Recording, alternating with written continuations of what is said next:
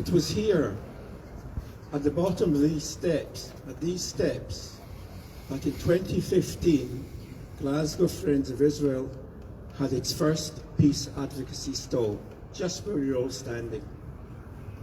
In addition to advocating for peace between the Israeli and the Palestinian people, we also challenge anti-Semitism, which we regularly observe as people pass our stall and decide that we should not be there. Over the years, we have seen steady increase in the number of anti-Semitic incidents, but the other very noticeable change has been the number of times the anti-Zionism chants are used as a way to try. Important, because it is apparent that more often than not, anti-Zionism is used as a way to express anti-Semitism. It is clear, is it not, to be anti-Semitic to criticize Israel, nor is it anti-Semitic to oppose the policies of the Israeli government or its past current leadership, and many Israeli citizens are the biggest critics of the current government. It is common for Israel haters to complain that supporters of Israel try to eliminate criticism of Israel by claiming it to be anti-Semitic. But that is untrue.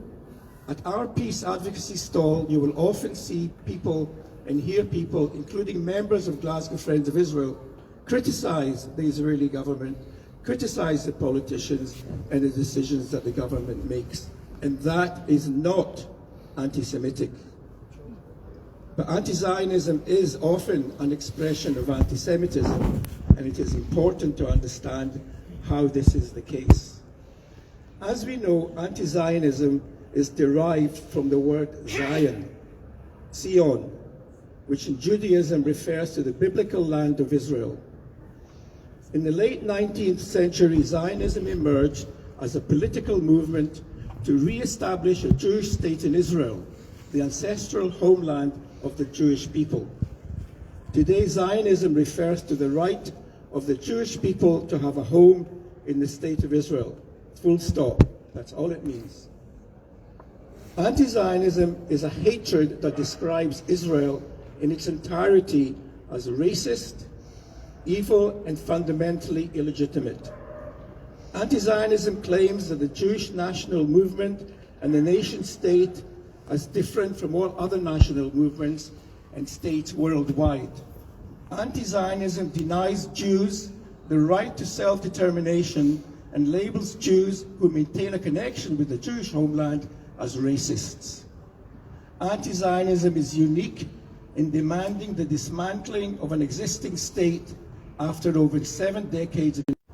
Of course, demanding the dismantling of the state of Israel is in reality a demand for its violent destruction. Given that the citizens of the state of Israel remain committed to its continued existence and will always be ready to fight for it, as we know right now, the dismantling of the state would require the subjugation of its population and the subsequent expulsion or massacre. This is anti-Semitism. During the 20th century, examples of national liberation and self-determination changed the map of the world, bringing scores of new countries into existence in Africa, in Asia, and in the Middle East. Of these countries, only Israel has had to face decades of campaigns of demonization, delegitimization, and opposition. Only Israel has had to face calls for its destruction, elimination, and extinction. This kind of anti-Zionism has little to do with criticism of Israel's policies or sympathy for the Palestinians, both of which are perfectly acceptable. But it has everything to do with denying Jews a right that many nations take for granted, a state of their own. Anti-Zionists demand the right of self-determination for the Palestinian people, and yet they deny the right to Jewish people. This is discrimination against Jewish people, and that is by definition anti-Semitism. In today's world, it has become unacceptable to discriminate against any minority, much less declare outright hatred or revulsion of a specific social or ethnic group. This, however, does not remove the hatred, and therefore the haters have found a form of expression that is considered socially acceptable. And so anti-Zionism has now become the acceptable face of anti-Semitism. Every year there are anti-racism marches around the UK, including in Glasgow. This year it will be in just 2 weeks' time on Saturday the 16th of March, and Glasgow Friends of Israel has participated in these marches since 2018 in order to stand against racism in general and anti-Semitism in particular. And yet, throughout these years, a number of organizations that continuously demonize Israel have tried to persuade the organizers of the march to exclude us from participating and calling for the end of anti-Semitism. On occasions, members of these groups have used violence and harassment to physically block our path on the streets of Glasgow. These groups try to justify their actions by stating that we, Glasgow Friends of Israel and COFIS, support the actions of the Jewish state, including its historic crimes, illegal occupation, illegal settlements, apartheid state, ethnic cleansing, genocidal killing of Palestinian people. These groups continue to claim that Israel is carrying out a genocide in Gaza, despite the fact that the International Court of Justice in The Hague has not upheld South Africa's claim. These attempts to exclude us from marching against anti-Semitism is a clear display of anti-Semitic tactics happening right here in Glasgow under the guise of anti-Zionism. The late Rabbi Jonathan Sachs asked the question, how can anti-Zionism be the new anti-Semitism?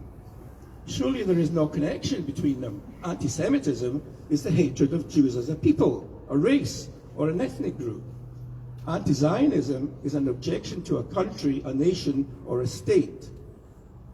But in the Middle Ages, Jews were hated for their religion. In the 19th and 20th century, the Jews were hated for their race. Today, they are hated for their nation-state, Israel. What all of these three things have in common is that they are different ways of saying that Jews have no right to exist collectively as Jews with the same rights as other human beings. Anti-Zionism is the latest mutation of the longest hate. So make no mistake, anti-Zionism is often another expression of anti-Semitism, and we must all stand against it. Thank you.